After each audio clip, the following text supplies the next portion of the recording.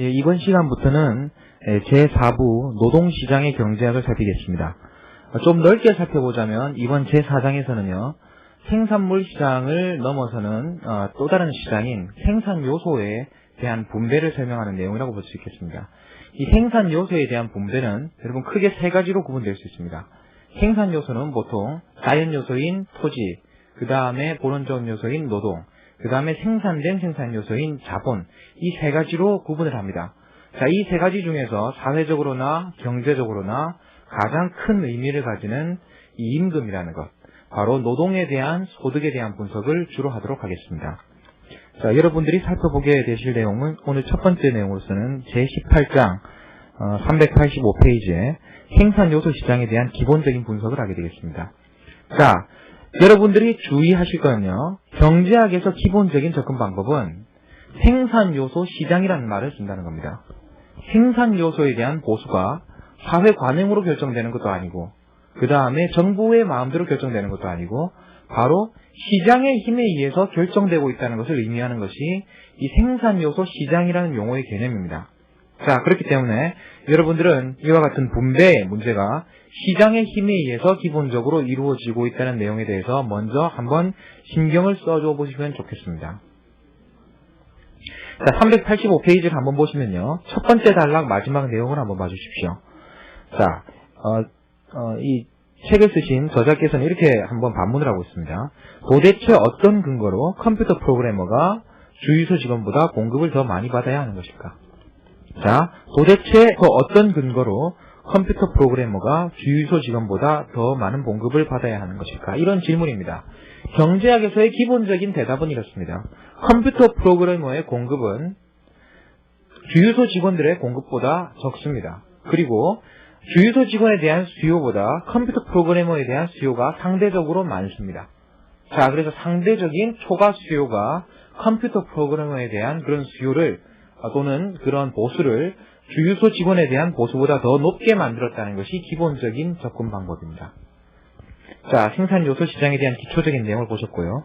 자, 그 다음에 보시면 1995년에 미국 국민이 올린 그런 소득에 대한 분석이 나와 있습니다. 자, 그래서 이 내용에 대해서는 여러분들이 간단한 식을 하나 알아보시면 좋겠는데요. 우리가 보통 생산에 있어서 생산 함수를 보통 이런 식으로 많이 씁니다.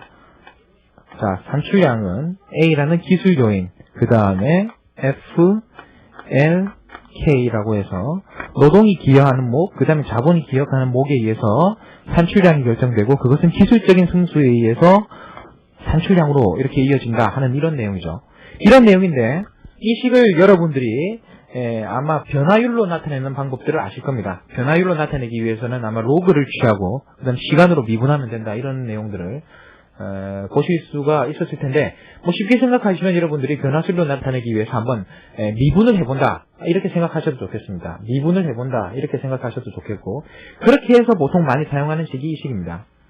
Y의 증가 특히 이 소득에 해당하는 부분은 Y의 증가 또는 소득에 해당하는 부분이 A 닷 플러스 그 다음에 L 닷 알파 이 식을 보통 이렇게 쓰는데요. 알파를 쓰지 않아도 좋습니다. 노동이 기여하는 부분 그 다음에 자본이 기여하는 부분 이 세 가지로 이루어져 있다고 보는 거죠. 자, 결국 산출량은 기술이 기여하는 부분, 노동이 기여하는 부분, 자본이 기여하는 부분 이렇게 이루어져 있는데 실제로 이 중에 가장 많은 부분을 차지하는 것이 이 노동이 기여하는 부분입니다. 이 노동이 기여하는 부분이 가장 크다는 것을 다시 한번 확인해 볼 수가 있는 것이 385페이지에 보면 미국이 여러 가지 경로를 통해 가지고 거둔 소득 중에 약 4분의 3이 임금과 부가급여의 형태로 근로자들에게 귀속되었다고 이야기하고 있습니다. 자, 4분의 3 정도가 이제 근로자들에 귀속되고 나머지가 토지, 자본 소유자, 그 다음에 이자 소득 형태로 귀속되었다는 내용을 이야기하고 있습니다. 자, 실제로 4분의 3의 소득이 근로자에게 귀속됐다는 내용은 중요한 내용일 수도 있습니다. 그렇지만 그다지 중요하지 않은 내용일 수도 있습니다. 왜냐하면 실제로 사회적으로 문제가 되는 것은 노동자들이 많은 몫을 차지하고 있다는 것이 아니라 노동자들 간의 소득에 있어가지고 큰 격차가 존재한다는 거죠. 그래서 수만 불, 수십만 불을 버는 그러한 노동자들이 있는가 하면 먹고 살기 힘들어하는 그런 노동자들도 있다는 겁니다. 자, 그래서 여러분들은 18장에서는 이제 노동에 대한 가격인 임금, 생산 요소의 가격이 결정되는 시장 원리를 살펴볼 것이고요. 그 다음 장부터는 이제 시장 원리로서 단순한 시장 원리로서 설명되지 않는 부분에 대해서 어떤 이론들로 설명을 할 수 있을지, 이른바 노동 경제학에서 설명하는 그런 세부적인 이론들을 좀 자세히 살펴보게 되겠습니다. 자, 386페이지에 보시면 생산 요소를 세 가지로 구분하고 있습니다. 생산 요소를 세 가지로 구분하고 있는데, 이 생산 요소 세 가지에 대해서 일단 생산 요소는 재화와 서비스를 생산하기 위해서 투입되는 자원이라고 그렇게 이야기되고 있고요. 생산 요소라는 것은 재화와 서비스를 생산하기 위해서 투입되는 자원이라고 이야기하고 있고, 보통 이 생산 요소의 이제 3대 요소로서 노동, 토지, 자본을 이야기합니다. 노동, 토지, 자본, 이 세 가지가 이야기되어 있습니다. 자, 그래서 여러분 보통 3대 요소라고 이야기하는 것이 어떤 내용인지를 알아두시고요. 이 노동이라는 것은 바로 어떤 식으로 측정된다면 보통 노동자들이 투입하는 시간으로 측정됩니다. 5시간의 노동 또는 하루를 단위로 한다면 5명의 노동, 이런 식으로 이야기를 하기 때문에 노동이라는 것과 시간이라는 것이 아주 밀접한 관련을 가지고 있다 하는 내용을 추가로 하나 말씀드리겠습니다. 생산 요소 시장은요, 상품 시장과 여러모로 유사하지만 중요한 차이점 하나가 있다는 것을 교과서에서 지적하고 있습니다. 생산 요소 시장이 상품 시장과 여러모로 유사하다는 점은 이런 내용입니다. 그 다음에 나와 있듯이 생산 요소 시장 역시 시장에서의 그런 수요와 공급에 의해서 그 지배를 받게 된다. 수요와 공급에 의한 그런 시장 원리를 따르게 된다는 측면에서는 생산물 시장, 상품 시장과 그다지 다르지 않겠지만 가장 중요한 차이점은 요소에 대한 수요는 파생 수요라는 거예요. 요소에 대한 수요는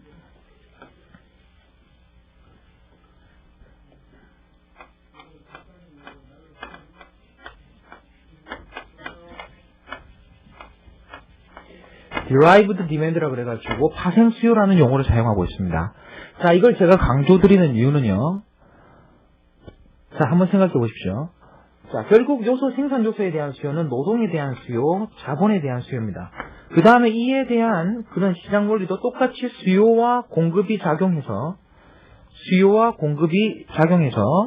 임금이나 임대료를 결정짓는다는 내용은 거의 똑같습니다. 자, 단 하나의 차이는 여러분들 책, 그 다음에 귤, 사과, 이런 거 어떻습니까? 여러분들이 귤을 수요할 때는 바로 귤을 먹기 위해서 수요하는 거죠.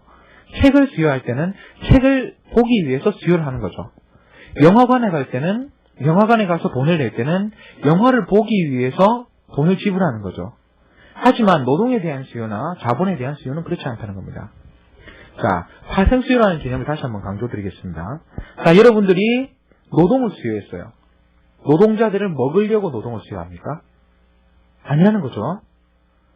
노동자들을 어떻게 그냥 다른 방식으로 가공해버리려고 노동을 수요합니까? 아니라는 거죠. 여러분들이 자본을 수요할 때 여러분들이 돈만 보고 있으면 그냥 기분이 허허허 좋아져가지고 그냥 효용이 높아지기 때문에 자본을 수요합니까? 그렇지 않습니다. 노동을 통해서 사과를 만들기 위해서, 자본을 통해서 컴퓨터를 만들기 위해서 이제 노동이나 자본을 수요한다는 거죠.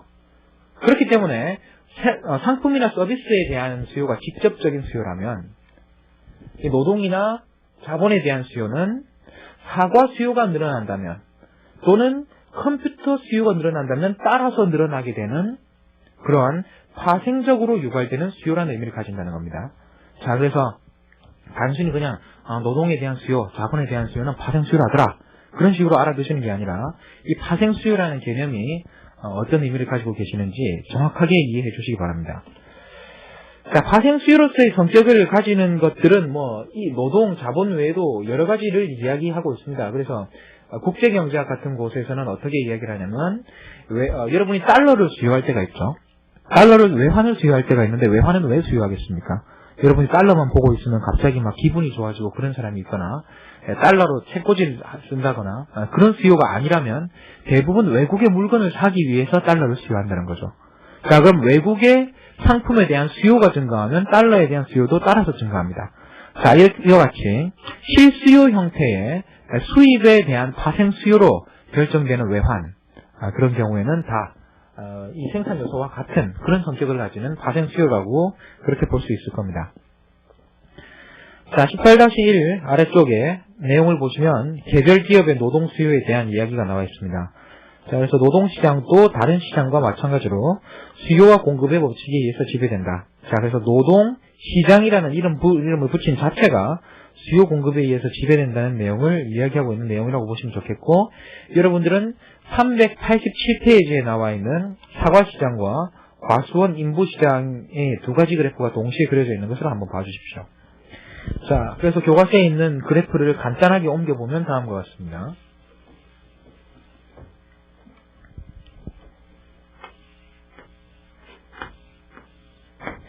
자, 이쪽은 사과 수량이고요. 이쪽은 노동자 인력의 수라고 볼 수 있겠습니다. 이쪽은 그렇다면 사과의 가격이 될 것이고, 이쪽은 임금 또는 노동의 가격이 되겠죠.